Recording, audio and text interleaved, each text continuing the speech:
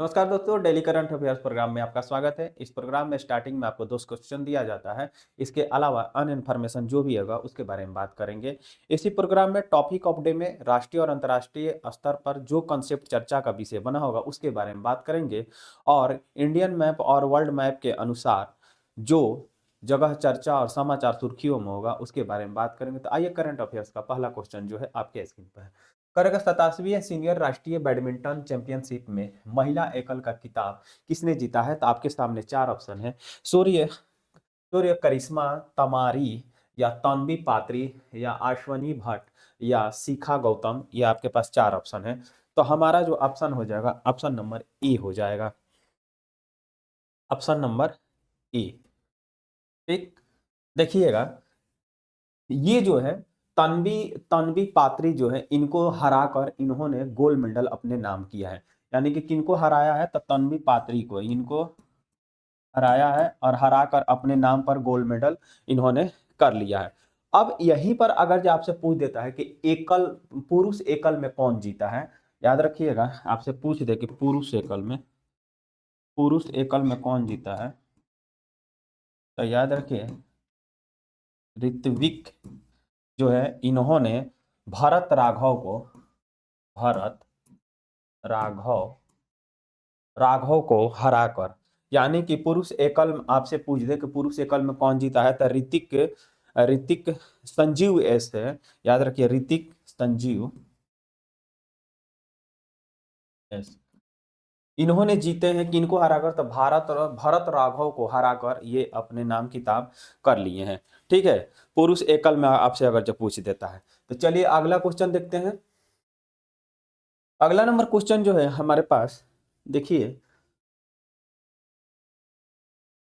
अगला number question 2 number question है, करता उड़ीसा की पहली महिला मुख्य सचिव के रूप में किसे नियुक्त किया गया है? यानी कि 78 साल के बाद, यानी कि इतिहास में ऐसा पहली बार हुआ है उड़ीसा में 78 साल के बाद जो है पहली महिला जो है सचिव के रूप में नियुक्त की गई है। तो आपके सामने जो है 4 ऑप्शन है, यानी कि सुजाता सैनिक या अनु गर्ग या आरती आहूजा या रितु अरोड़ा। आपके पास 4 ऑप्शन है। इस 4 ऑप्शन में देखा जाए तो कौन सा ऑप्शन हो जाएगा? तो ऑप्शन नंबर जो होगा अनुगर्ग जो है ये हमारी ऑप्शन हो जाएगा। चलिए ऑप्शन नंबर बी हो जाएगा। यानी कि 1991 के, याद रखिएगा 1991 के आईएएस बैच के हैं। ठीक है, 1991 के आईएएस बैच के अधिकारी रह चुकी हैं और इनको अभी हाल ही में उड़ीसा में, मतलब उड़ीसा में यानी कि मुख्य सचिव जो है इनको नियुक्त किया गया। इनका कार्यकाल, यानी कि ये 1991 का आईएएस बैच के, इनका कार्यकाल देखा जाए तो 2029 तक है। यानी कि दिसंबर में एक व्यक्ति का, यानी मनोज आहूजा, याद रखिएगा मनोज अ मनोज आहूजा मनोज आहूजा जो है इनका जो है कार्यकाल खत्म होता है, यानी कि 31 दिसंबर को कार्यकाल खत्म हुआ और उनके जगह पर कौन आ गया है? तो अनु गर्ग जो है इनके जगह पर आ गई हैं। कौन आ गई है? तो अनु गर्ग इनके जगह पर आ गई हैं। ठीक, आप देखिएगा, यानी कि इतिहास में पहली बार ऐसे हुआ, 78 साल के इतिहास में देखा गया तो उड़ीसा में पहली बार ऐसा हुआ है। ठीक, आपको ये भी याद रखना है। साथ ही साथ देखा जाए भारत की पहली महिला अगर जो पूछ दे, यानी कि ये तो पहला बार हुआ है, तो भारत के पहली महिला राष्ट्रपति पूछ दे आपसे तो कौन होगी? तो प्रतिभा पाटिल जो है। आपसे पूछ दे कि भारत के प्रथम प्रधानमंत्री बने, बता दीजिएगा। इंदिरा गांधी। आपसे ये भी पूछ लेगा। ठीक है, भारत के पहली शासिका पूछ ले आपसे, शासिका तो रजिया सुल्तान।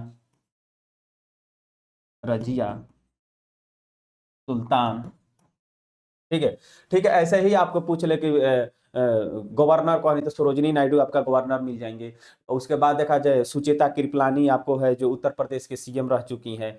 तो लोकसभा के स्पीकर आपसे पूछ देगा भारत के पहली महिला लोकसभा के स्पीकर कौन है, तो मीरा कुमार हो जाएंगी। कौन हो जाए? तो लोकसभा से अगर जब पूछ देता है तो वो हो जाएंगी मीरा कुमार। ठीक, मीरा कुमार। तो ये हम इसलिए बता दिए कि भारत में जो प्रथम महिला जो हुई है उनके बारे में बता दिए, क्योंकि यहाँ पर महिला की बात किया जा रहा है। उड़ीसा की बात करेंगे तो उड़ीसा के अगर जो ये उड़ीसा के हैं, ये भी याद रखिएगा। उड़ीसा के सीएम अभी कौन है, तो मोहन चरण, याद रखिएगा, मोहन चरण मांझी। ठीक है, मोहन चरण मांझी जो है उड़ीसा के सीएम है, ये भी आपको याद रखना है। Bokaro sorry steel plant, Rourkela steel plant जो है आपको यहीं पर मिलेगा। राउरकेला स्टील प्लांट जो है आपको, प्लांट जो है ये कहाँ पर मिलेगा, तो ये उड़ीसा में ही मिलेगा। 1955 में इसकी स्थापना होती है, लेकिन 1959 में क्या होता है कि शुरू किया जाता है। ठीक है, तो ये हम लोग थोड़ा सा उड़ीसा से था इसलिए हम लोग जान गए। चलिए आगे बढ़ते हैं हम लोग। तो हमारा ऑप्शन नंबर बी हो जाएगा। कह रहा है कि राष्ट्रीय शूटिंग, इनके द्वारा कहा जा रहा है कि बताइए कि राष्ट्रीय शूटिंग चैंपियनशिप में महिलाओं की 50 मीटर राइफल 3 पोजीशन का खिताब किसने जीता है। यानी कि 50 मीटर राइफल जो मीटर जो था उसमें कह रहा है कि तीसरा पोजीशन पर वो किस व्यक्ति ने जीता है। तो आपके पास जो ऑप्शन है, ऑप्शन नंबर देखिए ए वनिका पॉल। उसके बाद देखा जाए तीसरा नंबर तीसरा जो है तिलोत्तमा सेन, या विदर्शा के विनोद, या पूर्वी चंदेल। ये 4 ऑप्शन है। तो 4 ऑप्शन में देखा जाए तो कौन हो जाएगा, तो ये ऑप्शन नंबर सी हो जाएगा हमारा। क्या होगा, ऑप्शन नंबर सी। देखिएगा ये इन्होंने 68वीं नेशनल 68वीं, याद रखिएगा 68वीं चैंपियनशिप जो होता है, ये 68वीं चैंपियनशिप है। इस चैंपियनशिप में तीसरा पोजीशन पर इन्होंने 50 मीटर में इन्होंने क्या किया कि गोल्ड मेडल जीता। क्या जीता, तो गोल्ड मेडल जीता। यानी कि 466.9 अंक लाकर इन्होंने क्या किया कि गोल्ड मेडल जो है अपने नाम कर लिया है। ठीक है, केरल के विनोद जो एक हैं, केरल के विनोद जो है, इन्होंने क्या किया कि 400, यानी कि 462, याद रखिएगा 462, 462, ठीक है, 462.9 अंक लाकर इन्होंने रजत पदक जीता। कौन सा, तो रजत पदक जो है इन्होंने जीत लिया है। ठीक है, तीसरे नंबर पर देखा जाए, यानी कि इन्होंने 400, ये जो आयोनिका पॉल जो है इन्होंने कांस्य पदक जीता, कांस्य पदक जीता। इन्होंने जो है 461 पॉइंट कुछ अंक लाकर इन्होंने कांस्य पदक अपने नाम कर लिया। तो तीनों के तीनों हम बता दिए आपको। तिलोत्तमा सेन जो है इन्होंने गोल्ड मेडल जीता है, और केरल के विनोद कुमार जो है इन्होंने रजत पदक जीता, और जो है आपके आयोनिका पॉल जो है इन्होंने कांस्य पदक सॉरी रजत पदक अपने नाम कर लिया है। ठीक है, चौथा नंबर क्वेश्चन देखते हैं हम लोग। चौथा नंबर क्वेश्चन है, चौथा नंबर क्वेश्चन कर उत्तर प्रदेश के किस पक्षी अभयारण्य को पर्यावरण और संवेदनशील क्षेत्र घोषित किया गया है। आपके सामने 4 ऑप्शन हैं। 4 ऑप्शन में देखा जाए ओखला पक्षी अभयारण्य, दूसरा जो है सुर सरोवर पक्षी अभयारण्य, तीसरा जो है नवाबगंज पक्षी अभयारण्य, और चौथा ऑप्शन जो है पार्वती अर्ग पक्षी अभयारण्य। ये 4 ऑप्शन आपके सामने है। तो ऑप्शन नंबर देखा जाए कौन सा हो जाएगा, तो ऑप्शन नंबर जो है हमारा डी जो है ऑप्शन नंबर हो जाएगा। देखिए पर्यावरण स्थल के रूप में इसे विकसित करने के बाद कहा गया, साथ ही साथ ये भी कहा गया कि जैव विविधता को मजबूती किया जाएगा, इनके द्वारा किया कहा जा रहा है। किस अभयारण्य में कहा जा रहा है, तो वो पार्वती अर्ग पक्षी अभयारण्य में कहा जा रहा है।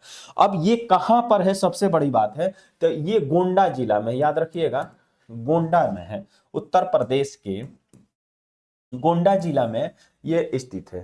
ठीक, अयोध्या से मतलब अयोध्या जो है, अयोध्या से हम देखें तो 22 किलोमीटर की दूरी पर है। यानी कि पार्वती अर्ग जो है ये अयोध्या से 22 किलोमीटर के दूरी पर ये स्थित है। अब देखा जाए पार्वती अर्ग जो है ये एक झील है, यानी कि दो झील यहाँ पर आपको मिलेंगे। पार्वती और अर्ग जो है ये 2 प्रकार के झील जो है यहाँ पर पानी, यानी कि पानी यहाँ पर लगे रहते हैं। इसको रामसर स्थल में भी शामिल किया गया, रामसर स्थल में भी शामिल किया गया। इसका क्षेत्रफल देखा जाए कितने क्षेत्रफल इसका जो है कितना, तो 1084 हेक्टेयर में फैला हुआ है, हेक्टेयर में फैला हुआ है। याद रखिएगा कितना में पूछेगा, तो 1084 हेक्टेयर में क्या हुआ, ये फैला हुआ है। और 1997 में ही इसको क्या कहते हैं, अधिसूचित कर दिया गया था।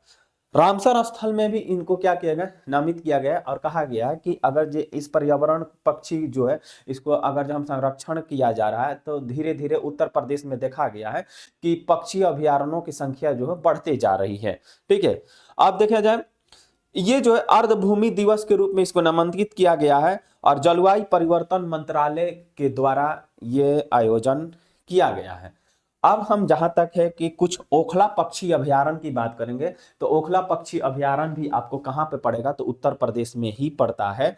सुर सरोवर पक्षी अभयारण्य, आपसे पूछे कि सुर सरोवर यानी कि ओखला पक्षी अभयारण्य जो है ये गौतम बुद्ध नगर में है। ठीक है, गौतम बुद्ध नगर में, नोएडा में आपको पड़ेगा। ये गौतम बुद्ध नगर ओखला पक्षी अभयारण्य जो है ये आपको यहाँ पड़ जाएगा। ठीक, ये जो है आपका सुर सरोवर पक्षी अभयारण्य ये आपको बलिया में पड़ जाएगा। याद रखिए कहां पर, तो बलिया जिला में पड़ जाता है। सुर सरोवर आप पक्षी अभयारण्य आपसे पूछे तो ये बलिया जिला में पड़ जाएगा। चलिए, समन एक और पक्षी अभयारण्य है, समन पक्षी विहार आपसे पूछे कहां पर है, तो ये है मैनपुरी में। कहां पर है, तो मैनपुरी में ये आपका है। समन पक्षी विहार अभयारण्य कहां पर है, तो ये मैनपुरी में है। विजय सागर जो पूछेगा कि विजय सागर पक्षी अभयारण्य कहां है, विजय सागर पक्षी अभयारण्य जो है ये कहां पर है आपका, तो ये महोबा में पड़ेगा। महोबा उत्तर प्रदेश में ये पक्षी अभयारण्य आपको देखने को मिल जाएगी। ठीक है, एक है सांडी पक्षी अभयारण्य, याद रखिएगा सांडी पक्षी अभयारण्य जो है ये भी आपको उत्तर प्रदेश में ही मिलेगा। सांडी पक्षी अभयारण्य कहां पर मिलेगा, तो उत्तर प्रदेश के कहां पे, बलिया जिला में पड़ेगा। याद रखिए कहां पे, तो बलिया में पड़ेगा। तो ये कुछ अभयारण्य हमसे पूछा था कि कहाँ पे क्या माने आप हमसे पूछा था पर्वतीय अर्घ पक्षी अभयारण्य जो है कहाँ पर है, अभी रामसर स्थल में इस क्षेत्र को भी शामिल किया गया, ये भी आपको याद रखना है। और केंद्रीय पर्यावरण एवं जलवायु मंत्रालय के द्वारा इसकी आयोजन किया गया था, ये भी याद रखना है। चलिए आगे हम लोग देखते हैं 5वां नंबर क्वेश्चन हमारा क्या कहता है।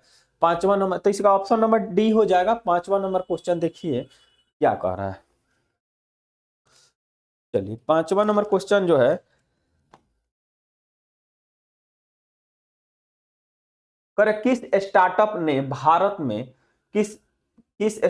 ने भारत का पहला पूर्णतः स्वदेशी एमआरआई स्कैनर विकसित किया है। ये ऑप्शन नंबर देखिएगा, कह रहा है कि ऑप्शन नंबर ए में देखिएगा बॉक्सेली ग्रिड्स, या ऑप्शन नंबर बी में देखें निरामाई, और उसके बाद ऑप्शन नंबर सी देखिए ट्राइकोग, या ऑप्शन नंबर डी जो पूर्व नुमय। ये 4 ऑप्शन आपको दिया हुआ है। तो ऑप्शन नंबर जो हमारा हो जाएगा जो है ऑप्शन नंबर ए हो जाएगा। ठीक है, या एक स्कैनर मशीन जो है पहले जो होता था क्या कि हम लोग दूसरे देशों से मंगाते थे। दूसरे देशों से मंगाने में लगभग हमको 8 से लेकर कितना 8 से लेकर हमको 8 करोड़ से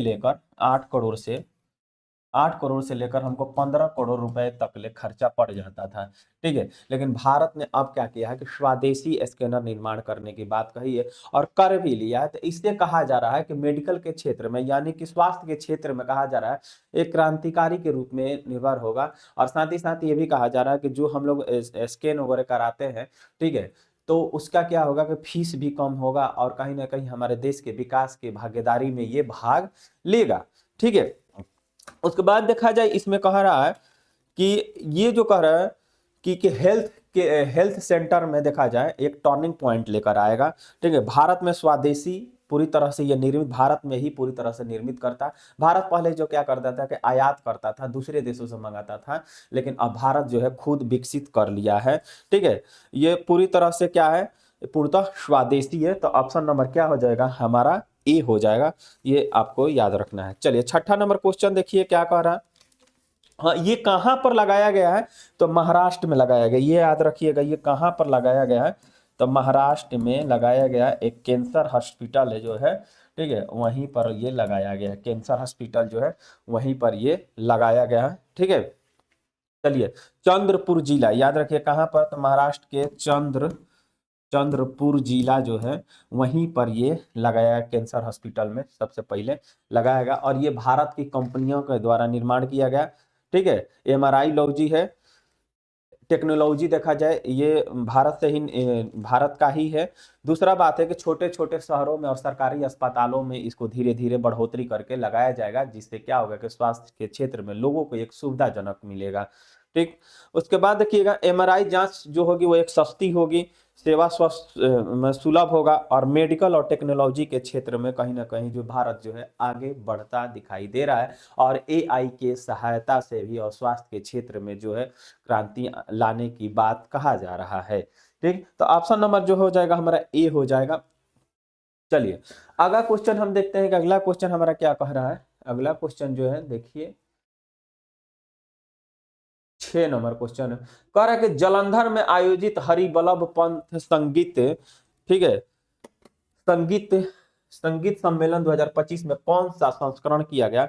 जो है 125वां संस्करण, या 150वां, 140वां, या 145वां, या 150वां संस्करण जो है ये कह रहा है। तो देखिए ऑप्शन नंबर जो हो जाएगा हमारा डी हो जाएगा। ऑप्शन नंबर डी हो जाएगा।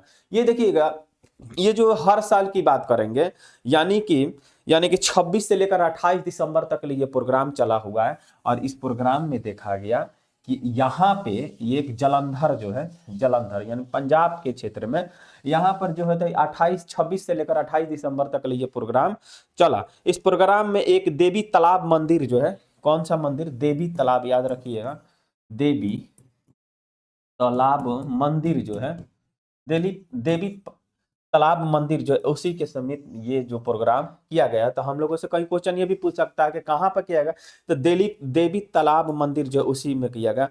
पंजाब सरकार के सहयोग से किया गया शास्त्रीय संगीत के, ये इनका मेन उद्देश्य था कि शास्त्रीय संगीत को बढ़ावा देना और दुनिया भर के कलाकारों को एक मंच पर लाकर और संगीत को बढ़ावा, शास्त्रीय संगीत को बढ़ावा देने के लिए बात किया गया। तो पंजाब सरकार और केंद्र सरकार के द्वारा मिलकर और शास्त्रीय हरिवल्लभ संगीत सम्मेलन जो है ये कराया गया है। आपको इस बात को ध्यान में रखना है।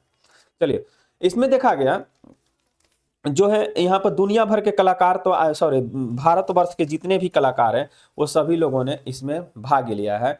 और ये भारतीय संगीत यानी कि हिंदुस्तानी शास्त्रीय संगीत का एक भाग है, ये भी आपको याद रखना है। तो ऑप्शन नंबर क्या हो जाएगा हमारा? डी हो जाएगा।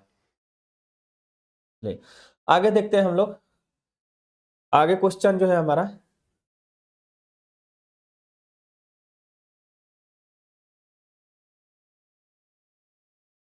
अगला क्वेश्चन जो है हमारा 8 नंबर क्वेश्चन क्या कह रहा है कि 8 नंबर जो क्वेश्चन है, विश्व का सबसे बड़ा ओपन थिएटर धुन यात्रा प्रति वर्ष कहां पर आयोजित की जाती है?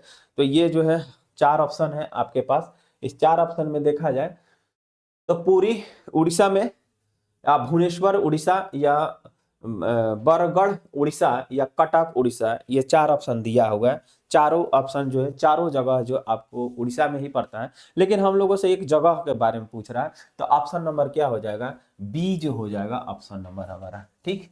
ऑप्शन नंबर बी हो जाएगा, यानी कि बरगढ़ जो है ये हो जाएगा।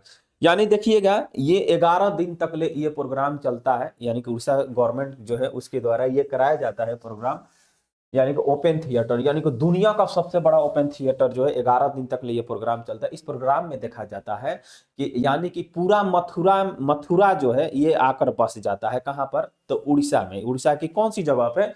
तो यानी कि बरगढ़ जगह जो है उड़ीसा में, वहां पर पूरा मथुरा, यानी कि जैसे कि मथुरा में आपको देखा जाएगा वृंदावन वगैरह जैसे है ना, वैसा ही यहाँ पर वो आ जाता है।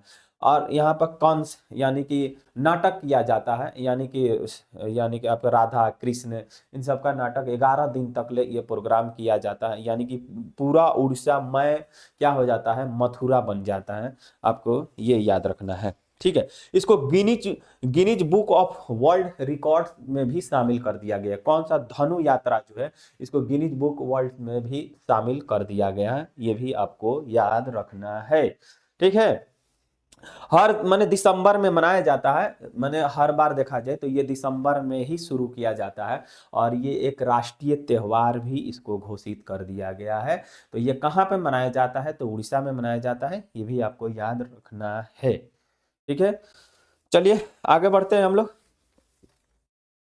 तो ये हमारा 7 नंबर क्वेश्चन हो गया। 8 नंबर क्वेश्चन देखिएगा क्या कह रहा है हमारा।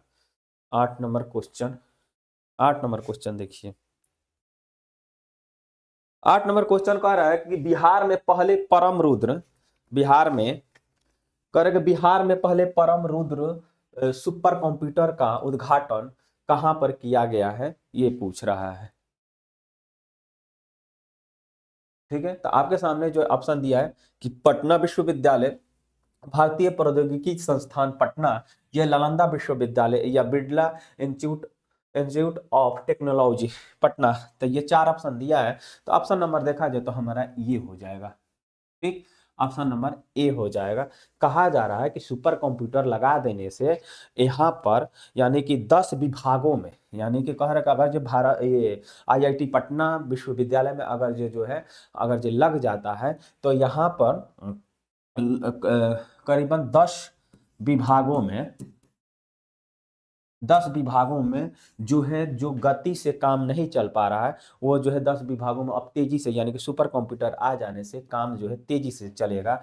60 शिक्षकों, ठीक, और 400 छात्रों को, कितना भाई? तो 400 छात्रों को मतलब सुविधा होगा ये लग जाने से, ठीक है।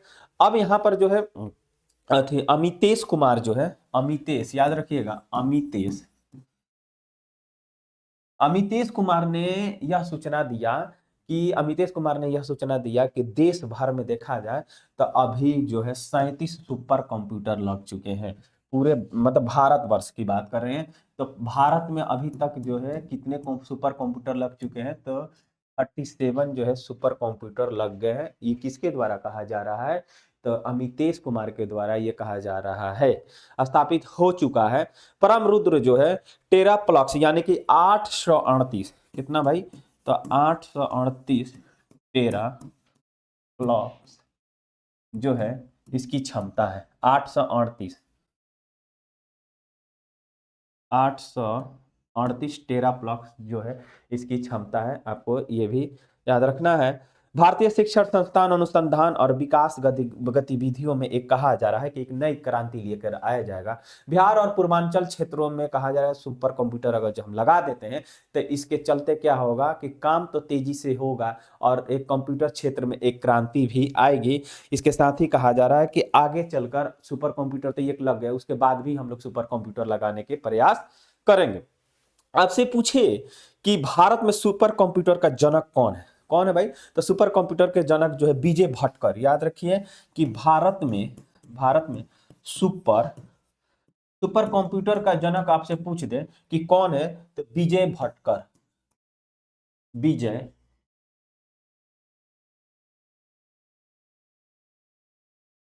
विजय भटकर जो है ये भारत में सुपर कंप्यूटर का जनक इन्हें माना जाता है। अब जो है आप कभी कभी देखा जाए कि परम गंगा आपसे पूछे, परम गंगा क्या है? एक सुपर कंप्यूटर है, ये कहां पर लगा हुआ है? परम गंगा, परम गंगा, परम गंगा सुपर कंप्यूटर कहां पर है? तो आईआईटी रुड़की में लगा हुआ है, आईआईटी रुड़की, ठीक है भाई। तो आईआईटी रुड़की में परम गंगा सुपर कंप्यूटर लगा। परम शक्ति आपसे पूछे कि परम शक्ति बताइए कहां पर लगा है? परम शक्ति जो है खड़गपुर में लगता है। परम शक्ति पूछ दे कि सुपर कंप्यूटर कहां पर लगा है, तो खड़गपुर में परम शक्ति लगा है। परम अनंत पूछे कि कहां पर है? परम परम अनंत जो है ये गांधीनगर में लगा है, गांधीनगर में, गांधीनगर में लगा। आईआईटी गांधीनगर जो है वहां पर परम परम अनंत जो लगाया गया है, ये भी आपको याद रखना है। चलिएगा तो ये जो है मतलब कुछ नाम जो है कभी कभी पूछ देता है कि परम पराग्वे कहाँ पर लगाया, तो परम पराग्वे याद रखिए आईआईटी बेंगलोर में लगाया गया है। परम गंगा आपसे पूछ दे तो कहाँ पर भाई, खड़गपुर रुड़की में, सॉरी रुड़की में लगा है, उत्तराखंड में, आईआईटी रुड़की। ठीक है, परम गंगा। उसके बाद जो है आपसे परम शक्ति पूछ दे तो परम शक्ति जो कहाँ पर लगाया गया है, तो खड़गपुर में लगाया, यानी कि पश्चिम बंगाल में लगाया गया। ये याद रखना है आपको। चलिए आगे बढ़ते हैं हम लोग। आगे जो है, निम्नलिखित में से 14 वर्षीय क्रिकेटर में से किसे 2025 में प्रधानमंत्री राष्ट्रीय बाल पुरस्कार से सम्मानित किया गया। तो ये अभी हाल ही में ये पुरस्कार जो है दिया गया है, ये भी बात आपको याद रखना है। वीर बाल दिवस पर, यानी कि वीर बाल दिवस पर ये भारत के राष्ट्रपति द्रौपदी मुर्मू जो है, उनके द्वारा वीर बाल दिवस पर ये पुरस्कार दिया गया है। इसमें 18 राज्य, याद रखिएगा, 18 राज्य एवं केंद्र शासित प्रदेश के जो बच्चे हैं, केंद्र शासित प्रदेश के, ठीक है, केंद्र शासित प्रदेश के जो बच्चे हैं, उन बच्चों को क्या किया है, यहाँ पर पुरस्कार दिया गया। यानी कि 20 बच्चों को बाल पुरस्कार दिया गया। यानी कि बिहार का देखा जाए तो वैभव सूर्यवंशी जो हो, उन्होंने रणजी ट्रॉफी में 190 रन के पारी, जबरदस्त पारी खेली, जिसके लिए उनको क्या किया, बाल पुरस्कार अभी हाल ही में भारत के राष्ट्रपति द्रौपदी मुर्मू के द्वारा दिया गया है। 2022 में शुरू किया गया है, ये भी याद रखिएगा। बाल वीर ये पुरस्कार पूछे कब शुरू किया गया, तो 2022 में इसकी शुरुआत किया जाता है नरेंद्र मोदी के द्वारा। यानी कि मोदी जी ने इसका उद्घाटन, यानी कि घोषणा कर देते हैं कब, वीर बाल दिवस को, कब भाई, तो 2022 में घोषणा कर देते हैं। किसके नाम पर, यानी कि गुरु गोविंद सिंह के प्रकाश पर्व जो लगा था उसी समय, गुरु गोविंद सिंह, याद रखिएगा, गुरु गोविंद गुरु गोविंद सिंह जो है, यानी कि प्रकाश उत्सव जब था तो गुरु गोविंद सिंह के नाम से ही क्या किया है, उन्होंने घोषणा कर दिया प्रकाश पर्व पे। यानी कि हर साल ये कब मनाया जाता है, ये भी आपको याद रखना है। तो 26 दिसंबर को, हर साल कब भाई, तो 26 दिसंबर को मनाया जाता है। कितने राज्य के, 18 राज्य और केंद्र शासित प्रदेश के बच्चों को दिया गया। साथ ही इसमें 20 बच्चों को दिया गया, याद रखना है आपको। और बिहार से कौन, वैभव सूर्यवंशी जो है, उनको यह पुरस्कार दिया गया। श्रवण सिंह जो है, श्रवण सिंह याद रखिएगा, ठीक है, ये जो है इन्होंने क्या किया, जब जो है पाकिस्तान पर जब ड्रोन हमला किया जा रहा था तो उन्होंने इसमें सहयोग दिए हैं, तो उनको भी वीर बाल पुरस्कार जो है इनको दे दिया गया है। ये भी आपको याद रखना है। श्रवण सिंह को ड्रोन में सहायता प्रदान किए थे, जिसके चलते उनको ये वीर बाल पुरस्कार जो है उनको दे दिया गया है। तो चलिए 10वां नंबर क्वेश्चन है हमारा, क्या कह रहा है, 10वां नंबर क्वेश्चन देखिए। कह रहा है कि 10 नंबर क्वेश्चन जो है, हुरून इंडियन रिसर्च लिस्ट 2025 के अनुसार दुनिया में सबसे अमीर भारतीय पेशेवर प्रबंधक के रूप में किसे स्थान दिया गया है। यानी कि देखिएगा, यह जो है हुरून इंडियन रिसर्च जो है, यह एक एजेंसी है, और यह एजेंसी जो है देखते रहती है कि कौन व्यक्ति जो है भारतवर्ष में या दुनिया भर में जो व्यक्ति जो है वो कौन अमीर, यानी कि अमीर के लिस्ट में, सबसे अमीर के लिस्ट में आ रहा है। तो इसमें से आपके पास जय श्री उल्लाल, सुंदर पिचाई, या संतानु नारायण, या सत्य नडेला। तो ऑप्शन नंबर जो हो जाएगा ए हो जाएगा हमारा। ठीक है, ऑप्शन नंबर, ऑप्शन नंबर क्या हो जाएगा, ए हो जाएगा। ठीक, तो इसमें देखा जाए, यानी कि एक और जो होता है, मैंने कि वर्ल्ड पर देखा था, हुरून रिपोर्ट जो है वो जो है, यानी कि वो भी जो है रिपोर्ट जारी करते हैं, यानी कि दुनिया भर के जितने भी अमीर व्यक्ति हैं उन सभी अमीर व्यक्तियों को भी रिपोर्ट जारी किया जाता है। हुरून रिसर्च रिपोर्ट जो है उसके द्वारा जारी किया जाता है। साथ ही इसके हेडक्वार्टर अगर जो पूछता है कि कहाँ पर है, तो संघाई यानी कि चीन में इसकी हेडक्वार्टर है। यानी कि अब तो ये हुरून इंडिया रिसर्च लिस्ट में देखा गया कि कौन है भारतीय, तो वो है हमारे जय श्री उल्लाल जो है, ये है। और ऐसे तो भारत में अमीरों की सूची अगर देखा जाए तो आपको मुकेश अंबानी है, अडानी है, ठीक है, उसके बाद लाइन से बहुत हैं ऐसे। तो अभी फिलहाल में देखा जाए कौन है, तो जय श्री उल्लाल जो है ये है। ठीक है, चलिए आगे देखते हैं हम लोग टॉपिक ऑफ डे में क्या कह रहा है, टॉपिक ऑफ डे में क्या है। तो हमारे टॉपिक ऑफ डे में देखिए क्या चल रहा है। चल रहा है यही कि सुप्रीम कोर्ट ने केरल के राज्यपाल को सुप्रीम कोर्ट के द्वारा नियुक्ति समिति के उप कुलपतियों की नियुक्ति संबंधित सिफारिश के अनदेखी करने पर फटकार लगाई। यानी कह रहे हैं कि उल कुलपति जो है उनकी नियुक्ति पर क्या किया है, अनदेखी किया गया है। तो फटकार लगाई गई है किसके द्वारा, तो सुप्रीम कोर्ट के द्वारा यह फटकार लगाई गई है।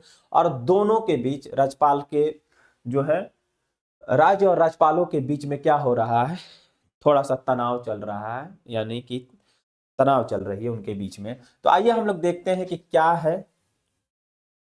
कर है कि एक राज्यपाल भारतीय संविधान के अनुच्छेद 154 के तहत, यानी कि हमारे भारत के जो भी राज्यपाल, राज्य के जो राज्यपाल होते हैं, तो हमारे भारतीय संविधान के अनुच्छेद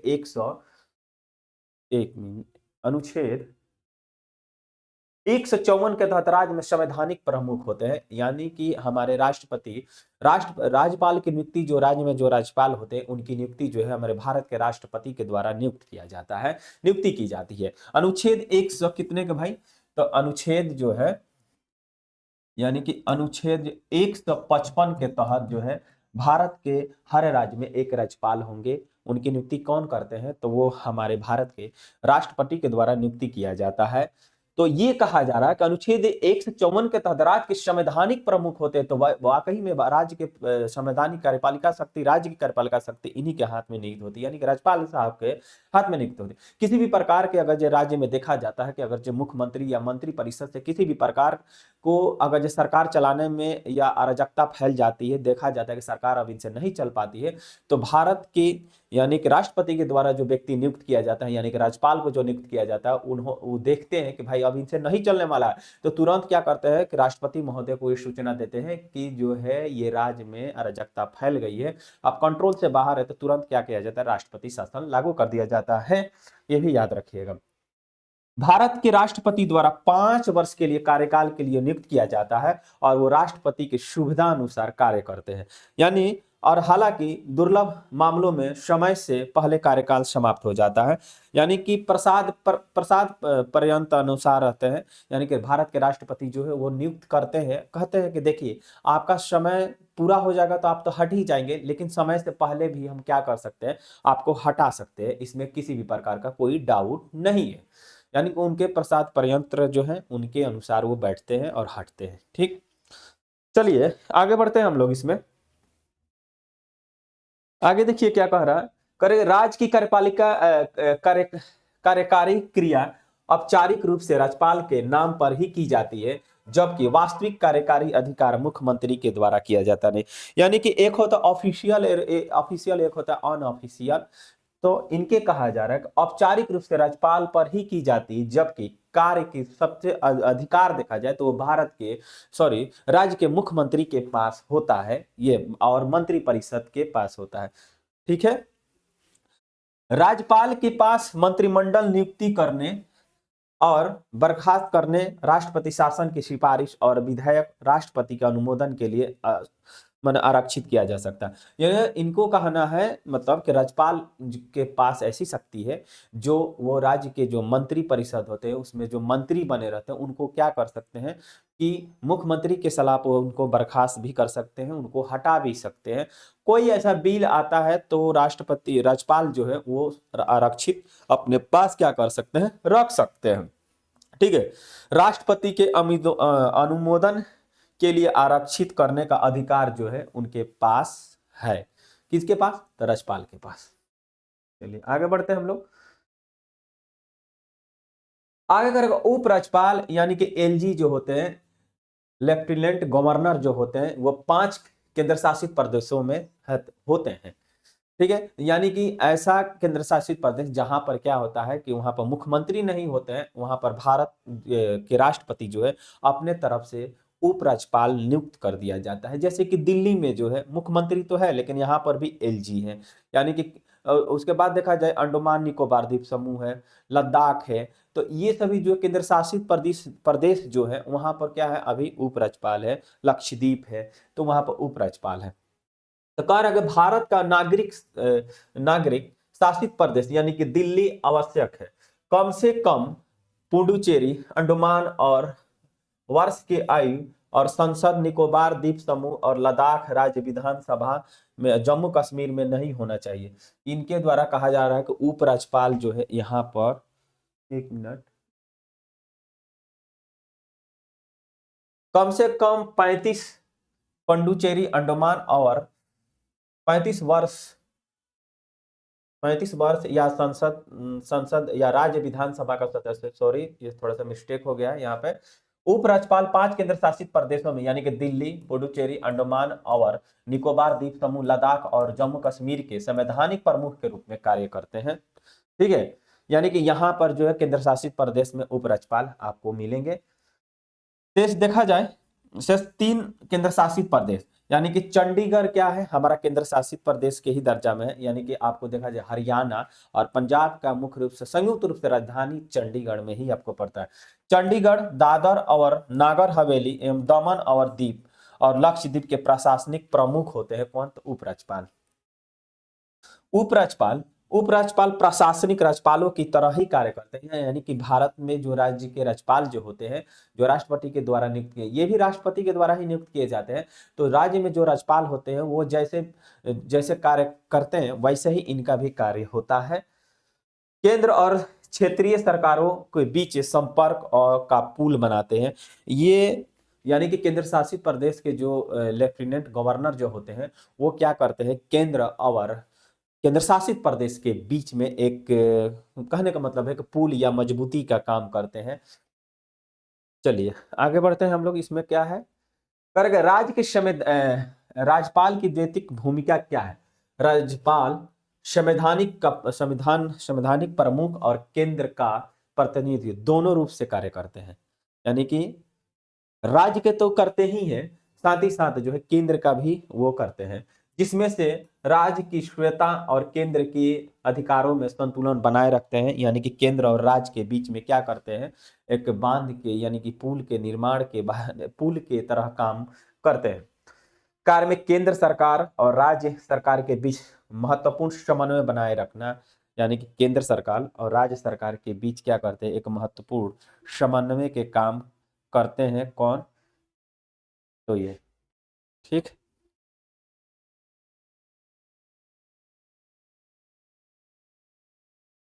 आगे देखिएगा।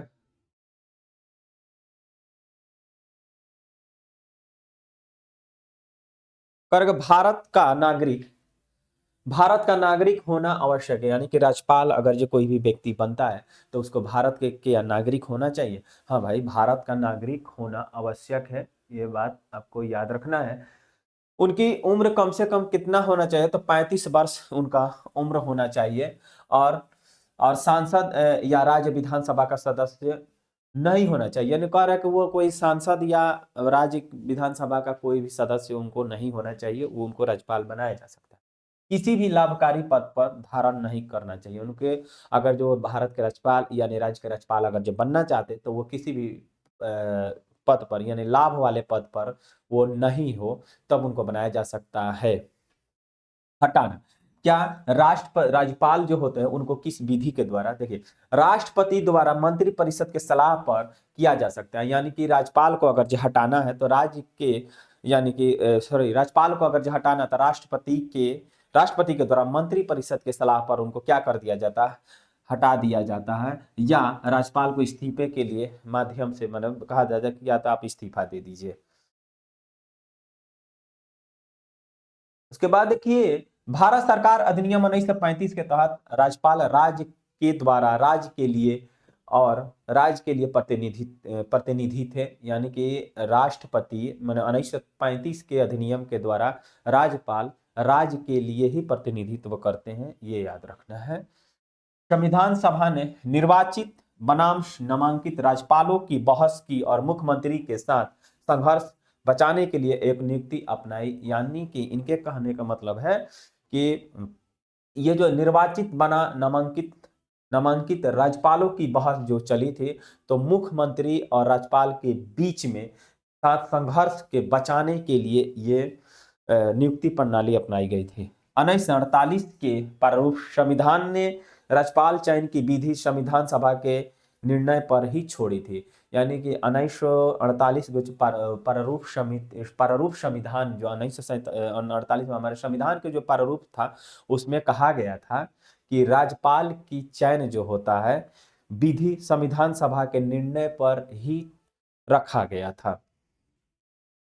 चलिए आगे देखते हैं टॉपिक ऑफ डे में क्या है हमारा। उत्तरी करक उत्तरी और उत्तर पूर्वी पहाड़, इनके बारे में हम लोग देखें कि उत्तरी और उत्तर पूर्वी पहाड़ के बारे में क्या कहा जा रहा है। हिमालय और उत्तरी उच्च भूमि मिलकर, ठीक है, यानी कि हिमालय और उत्तरी पूर्वी उच्च भूमि मिलकर भारत के प्रमुख और उत्तरी पूर्वी पर्वतीय प्रणाली का निर्माण करते हैं। ठीक है, उसमें देखा जाए हिमालय श्रेणी यानी समानांतर श्रृंखलाओं में व्यवस्थित है, जो लगभग भूवैज्ञानिक और जलवायु क्षेत्र बनाती है। यानी कि समानांतर श्रृंखलाओं में तो सम्मिलित है, ये भूवैज्ञानिक और जलवायु क्षेत्र का निर्माण भी करती है। महान हिमालय और मध्य हिमालय और शिवालिक श्रेणी मुख्य उप विभाजन है। यानी कि महान या ट्रांस हिमालय, यानी कि महान हिमालय और मध्य हिमालय शिवालिक श्रेणी और उप विभाजन है, ये तीनों जो है उप विभाजन का निर्माण करते हैं। प्रत्येक में भू आकृति और ऊंचाई अलग अलग है। यानी कि ट्रांस हिमालय में देखा जाए उसकी आकृति कुछ अलग है, और जो है आपका मध्य हिमालय जो है उसकी आकृति कुछ है। यानी कि सभी का आकृति जो है अलग अलग आपको देखने को मिलेगी। उत्तर पश्चिमी हिमालय में पर्वतीय समानताएं और उत्तर पश्चिमी से दक्षिण पूर्व की ओर चलती है, जबकि दार्जिलिंग और सिक्किम में यह पूर्व से पश्चिम की ओर चलती है। इनका कहने का मतलब है कि उत्तर पश्चिम हिमालय में पर्वत समानता जो है उत्तर पश्चिम से दक्षिण पूर्व की ओर चलते हैं, लेकिन सिक्किम और दार्जिलिंग की बात करेंगे, यहाँ पूरब से पश्चिम की ओर चलते हैं। यहां पर कैसे चलते हैं, उत्तर पश्चिम से दक्षिण की ओर चलते हैं, लेकिन यहां पर जो है पूरब से पश्चिम की ओर चलते हैं। यहां पर कहां पे, दार्जिलिंग और सिक्किम में। अरुणाचल प्रदेश में हिमालय की दिशा दक्षिण पश्चिम से उत्तर पूर्व है। अब हम लोगों से यह भी क्वेश्चन पूछ लेगा कि अरुणाचल प्रदेश में हिमालय की दिशा किस किस तरफ है। तो इतना हम लोग को याद रखना है कि दक्षिण पश्चिम से उत्तर पूर्व के तरफ है। दक्षिण पश्चिम से किधर है, उत्तर के तरफ है। मिजोरम में यह उत्तर दक्षिण की ओर है। आपसे मिजोरम के पूछ ले कि मिजोरम में कहां पर है, मिजोरम में जो है उत्तर दक्षिण की ओर है। महान हिमालय जिसे केंद्रीय अक्षीय श्रेणी भी कहा जाता है, महान हिमालय को केंद्रीय अक्षीय श्रेणी भी कहा जाता है, लगभग 2500 किलोमीटर लंबा और 160 से लेकर 400 किलोमीटर तक ये चौड़ा है। यानी कि 25 किलोमीटर लंबा है और 160 से 400 किलोमीटर तक जो है चौड़ा है। यानी कि कौन सा, महान हिमालय। पूर्वांचल की पहाड़ी उत्तरी पूर्वी और उच्च भूमि की ओर संक्रमणित है। याद रखिए कहां पर है, तो उत्तरी पूर्वी और पहाड़ी जो उत्तरी पूर्वी उच्च भूमि की संक्रमण का के तरफ है, और यह जो है उत्तर पूर्वी इसका विस्तार है। उत्तर पूर्व के तरफ इसका क्या है भाई, विस्तार है। ब्रह्मपुत्र नदी हिमालय की पूर्वी सीमा बनाती है। यानी कि हमसे पूछे कि ब्रह्मपुत्र नदी कौन सी नदी जो है हिमालय की पूर्वी सीमा बनाती है, तो बस यही याद रखना है कि ब्रह्मपुत्र नदी जो है हिमालय की पूर्वी सीमा का निर्माण करती है, जो जल विज्ञान और जलवायु को प्रभावित करती है, जो जल विज्ञान और जलवायु को प्रभावित करते हैं। हिमालय ओरिजेनी के क्षेत्र का निर्माण करता है। हिमालय, अब ओरिजेनी क्षेत्र का निर्माण कौन करता है, तो वो हिमालय करता है, जिसे जटिल प्रवृत्ति और भूवैज्ञानिक गतिविधियों का उत्पन्न होती है।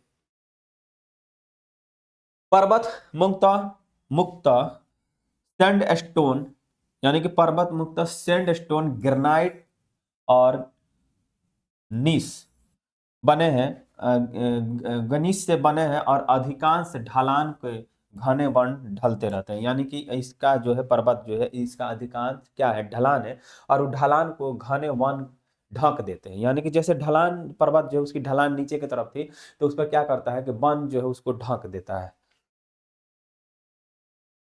चलिए इसमें देखते हैं आगे क्या है हमारा।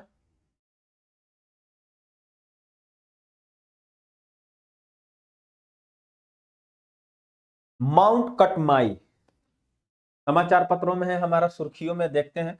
मतलब माउंट कटमाई संयुक्त राज्य अमेरिका के कहाँ पे भाई, तो संयुक्त राज्य अमेरिका, माउंट कटमाई जो कहाँ पर पड़ता है, तो संयुक्त राज्य अमेरिका और अलास्का के दक्षिणी तट पर पाया जाता है।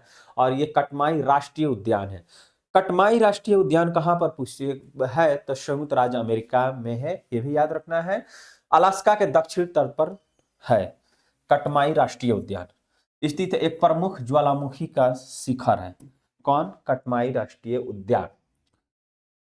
एल एल्सियन रेंज का हिस्सा है जो उत्तरी अमेरिका और प्लेट के नीचे, प्रशांत प्लेट के नीचे है, यानी कि टेक्टोनिक सबडक्शन के कारण अपनी ज्वालामुखी गतिविधियों के लिए जाना जाता है। कौन सा भाई? तो माउंट कटमाई। माउंट कटमाई का शिखर समुद्र तल से 2050 मीटर है। माउंट कटमाई जो है वो समुद्र तल से उसकी शिखर जो है कितना है, तो 2050 मीटर जो है ये है माउंट कटमाई समुद्र तल से। इसमें जो है माउंट कटमाई शिखर सम्मेलन ऊपर जो इसे इस क्षेत्र के उल्लेखनीय और ज्वालामुखी से एक बनता है। ठीक है, एक बनाता है। कटमाई एक सक्रिय सेंट्रोलोकानो और है, और यह 1912 के विनाशकारी विस्फोट, 1912 के जो विनाशकारी विस्फोट के लिए जाना जाता है, और 20वीं सदी में सबसे बड़ा विस्फोट में से एक था। यानी कि 20वीं सदी में देखा गया कि 1912 में जो ये विस्फोट हुआ था उस विस्फोट में से एक था। कटमाई कटमाई राष्ट्रीय उद्यान और संरक्षित क्षेत्र में स्थित है, यानी ईईजे क्षेत्र में स्थित है। अलास्का प्रायद्वीपीय का हिस्सा है, यानी कि कटमाई जो है अलास्का के दक्षिण तट पर तो स्थित है, लेकिन अलास्का प्रायद्वीपीय का भी हिस्सा है, ये भी याद रखना है। इस क्षेत्र के चारों तरफ नदियां झील पाई जाती है, यानी कि राष्ट्रीय अलास्का प्रायद्वीप जो है, यानी कि कटमाई राष्ट्रीय उद्यान है, उस क्षेत्र में देखा गया कि उसके चारों तरफ क्या पाया जाता है, झील पाया जाता है। नौका झील शामिल है जो इस क्षेत्र के पारिस्थितिक और सैल्मन आबादी के लिए महत्वपूर्ण है, ये भी आपको याद रखना है। तो आज के हमारे टॉपिक में और करंट अफेयर्स यही था। अगला क्वेश्चन जो है करंट अफेयर्स हम लोग कल लेकर आते हैं।